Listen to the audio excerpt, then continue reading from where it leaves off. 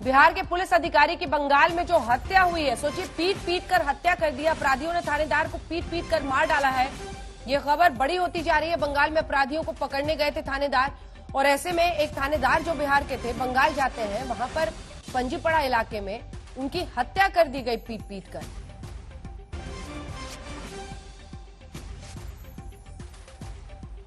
हमेशा ऐसी परिस्थितियां रहती हैं। जो आप देखें तो बिहार और बंगाल जो सीमा है वो कॉमन है, और ऐसे में अगर बदमाश इधर से उधर भाग जाते हैं या उधर से इधर आते हैं तो अक्सर पुलिस एक राज्य की दूसरे में जाती है वहां पर अपराधी को पकड़ने के लिए। लेकिन इसका क्या अर्थ है कि थानेदार को वहां पर पीट पीट कर मार डाला। और ये तस्वीरें, इस तरह की हत्या, जयंत घोषाल, मैं चाहती हूँ आप ही के साथ शुरुआत करूं।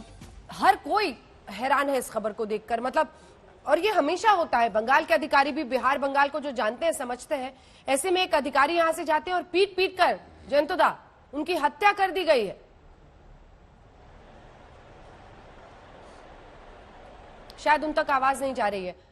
शशि शेखर जी, देखिए, ये एक बहुत खराब बात इसलिए है कि पुलिस वाले जब किसी दूसरे स्टेट पे जाते हैं तो उनको वहां की पुलिस का कोई सहयोग नहीं मिलता। मैंने कई बार देखा है कि राजस्थान की पुलिस उत्तर प्रदेश आई, उत्तर प्रदेश वाले मध्य प्रदेश गए, और वहां पर उनके ऊपर या तो केसेस लगा दिए गए या पुलिस की संरक्षण और सहमति में ही वहां के अराजक तत्वों ने उनके ऊपर हमला कर दिया।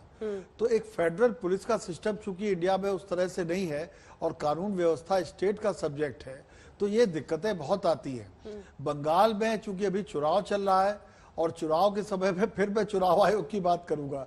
इस समय कानून व्यवस्था चुनाव आयोग के हाथ पे है, तो वो और सीमाएं ऐसे में सील कर दी जाती हैं, बहुत ज्यादा चौकसी बढ़ा दी जाती है सीमाओं पर।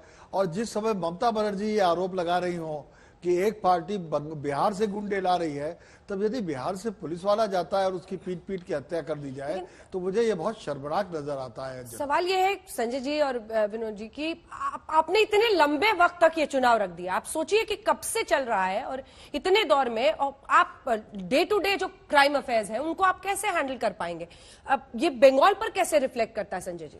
नहीं, देखिए, बार बार ये होता है, आप मल्टी फेज इलेक्शंस क्यों कराते हैं? रैशनली ये कहा जाता है कि अलग अलग फेज में हम सिक्योरिटी फोर्सेस को अलग अलग जगहों पे मूव कराएंगे, इसी के लिए अलग चरणों के बीच में कुछ दिनों का गैप होगा। हाँ। लेकिन इसका एक एस्पेक्ट ये भी है जिसको इलेक्शन कमीशन को ध्यान रखना चाहिए कि अगर झड़पें जब पहले फेज में होते, देखिए आज चौथा फेज है, और आप भी जिस बात का जिक्र कर रही थी अंजना जी की चौथे फेज में झड़पें ज्यादा दिखाई पड़ रही हैं, और मुझे लगता है अनफॉर्चुनेटली 5वें, 6ठे, 7वें, 8वें आते आते तक ये झड़पें और तेज होंगी, क्योंकि जो कुछ भी मनमुटाव और जो लड़ाई झगड़ा जो पहले दूसरे फेज में हो रहा है, तो लोग कहते हैं अच्छा अगले फेज में इसका हिसाब हम चुकाएंगे।